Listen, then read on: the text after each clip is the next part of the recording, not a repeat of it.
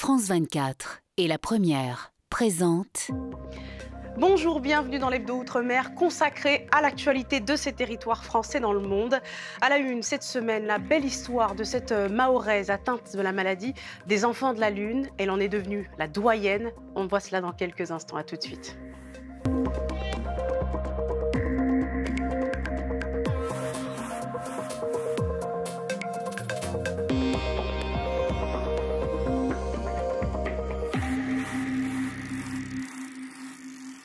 Mais d'abord le déluge lors du passage de la tempête tropicale Philippe non loin de la Guadeloupe. L'archipel a été placé en vigilance rouge pour fortes pluies et orages en début de semaine.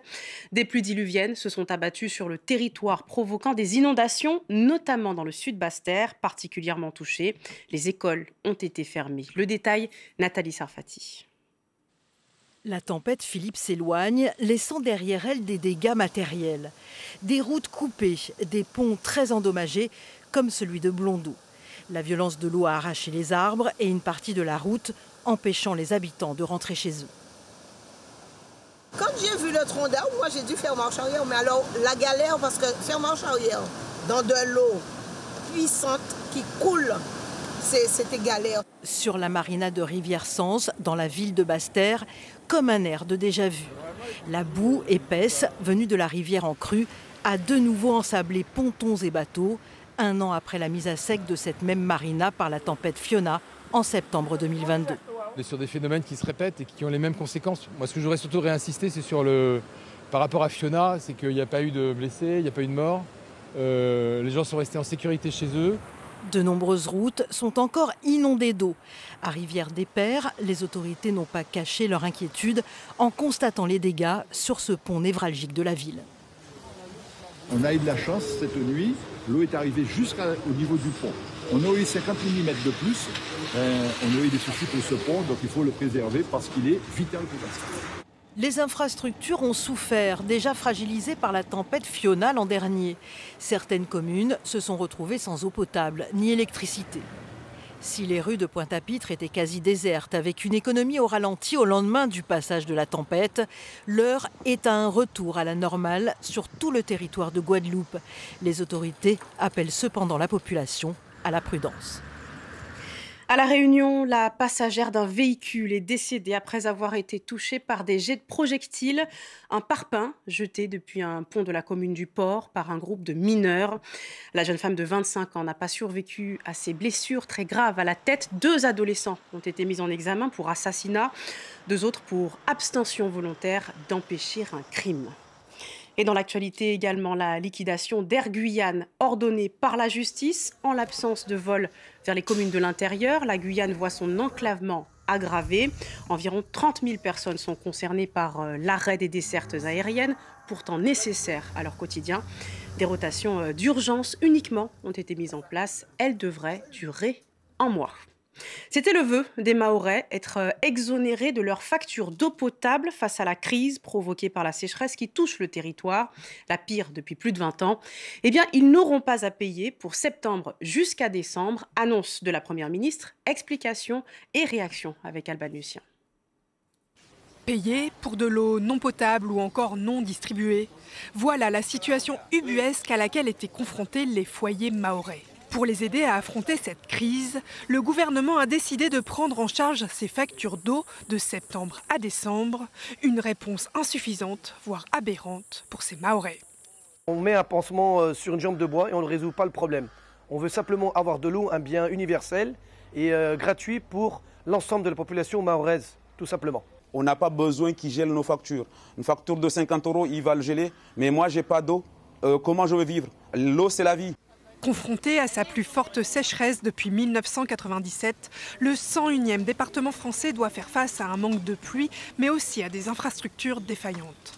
Conséquence, des coupures d'eau régulières ces derniers mois. Et depuis début septembre, les Mahorais en sont même privés 2 jours sur 3. Je suis très étonné qu'à partir de maintenant, l'État commence à réagir alors que les Mahorais souffrent de cette problématique depuis des années et des années. En septembre, les forces armées françaises ont été mobilisées pour distribuer de l'eau à Mayotte. Ce dispositif doit être étendu. Limité jusqu'ici aux 50 000 personnes les plus vulnérables, la distribution de bouteilles d'eau gratuites doit être élargie à 120 000 Mahorais, soit un peu plus du tiers de la population de l'archipel selon l'INSEE. À Mayotte, toujours, elle est la doyenne mondiale des enfants de la Lune. Eshati Mohamed a soufflé ses 45 bougies et c'est un exploit pour ceux qui, comme elle, souffrent de cette maladie héréditaire très rare qui les empêche de s'exposer à la lumière du soleil. Alors pour l'occasion, ses proches ont tenu à lui offrir des instants inoubliables, une histoire touchante et pleine d'espoir que nous raconte Laurence Théatin avec Mayotte la première. C'est un jour dont elle se souviendra toute sa vie. Un anniversaire célébré royalement. Je suis contente d'être avec ma famille. Je suis contente aujourd'hui, c'est le plus beau jour de ma vie. 45 ans et un exploit pour Eshati, devenue la doyenne mondiale des enfants de la Lune. Une maladie génétique grave. Eshati vit depuis plus de 30 ans cachée des rayons du soleil, la condition de sa survie. Des filtres anti-UV ont dû être installés à chaque recoin de lumière solaire. C'est pour ne pas laisser passer les rayons UV de la lumière du soleil. Les rideaux anti-UV sont positionnés là où il y en a besoin et on met principalement des LED qui nous permettent de ne pas avoir d'UV dans la maison. Gants, vêtements par couches successives, Eshati s'apprête à recevoir un cadeau exceptionnel, sortir de sa maison sous une haie d'honneur. À Mamoudzou, une surprise l'attend, une balade sur un catamaran, grand moment d'émotion. On m'a dit que c'est une surprise.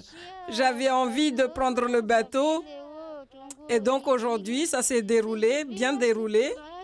Je suis contente. J'ai pas peur. Tout le monde est là. Je suis sereine. Eshati devra attendre le crépuscule pour se découvrir le visage. La nuit est tombée. Elle peut enfin faire la fête. Et voici la cerise sur le gâteau. Depuis 30 ans, j'ai jamais vu la mer, jamais mis les pieds sur le sable. Mais là, AEDC m'ont honorée. Là, je suis contente. De plus en plus d'enfants de la Lune arrivent à l'âge adulte. Eshati, elle, rêve d'avoir des enfants et de voyager.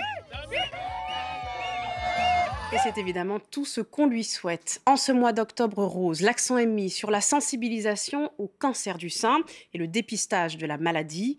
Pour lancer ces 4 semaines thématiques en Guadeloupe, un événement sportif a réuni plus de 200 femmes sur une plage de Sainte-Anne pour pratiquer notamment la voile traditionnelle. Eric Stimfling.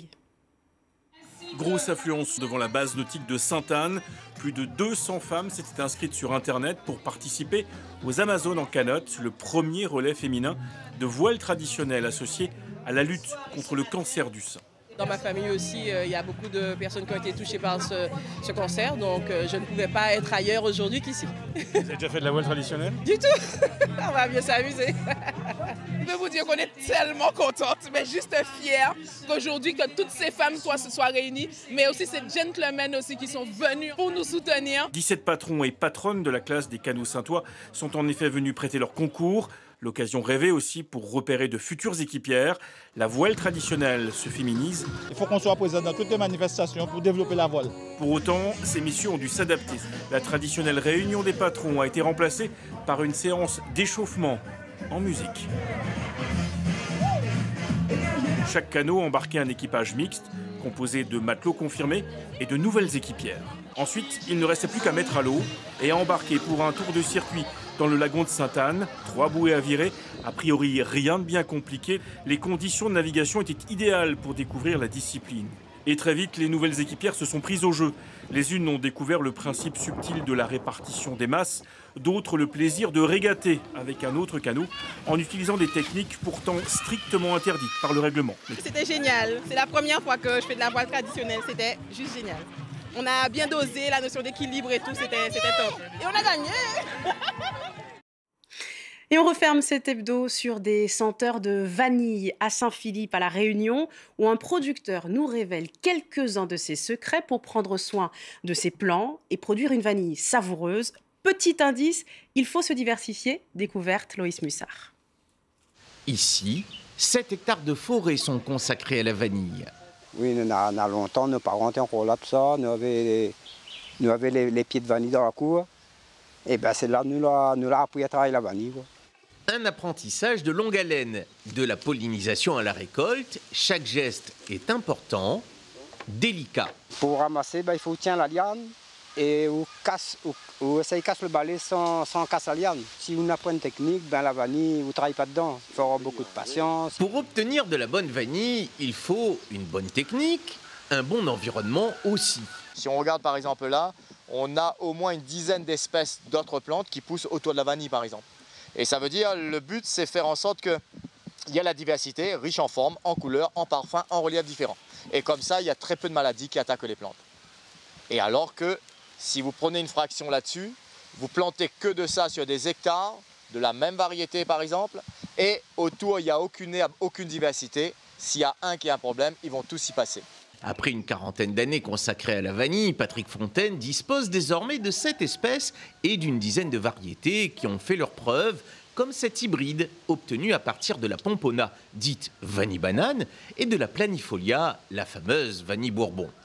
Une fois récoltée, la vanille doit encore être débéquée et séchée avec des techniques adaptées à chaque variété. Encore 2 années de patience pour que les gousses atteignent leur aspect caramélisé définitif afin d'être commercialisés et de faire le bonheur des papilles, des fins gourmets. Voilà, c'est la fin de cet hebdo. Merci de l'avoir suivi. On se quitte sur ces images du ballet somptueux des baleines à bosse au large de la Réunion, où la saison s'achève en ce mois d'octobre. On a recensé cette année 500 spécimens dans l'océan Indien. C'est un record. En vous souhaitant une belle journée, une belle soirée, où que vous soyez. Restez sur France 24.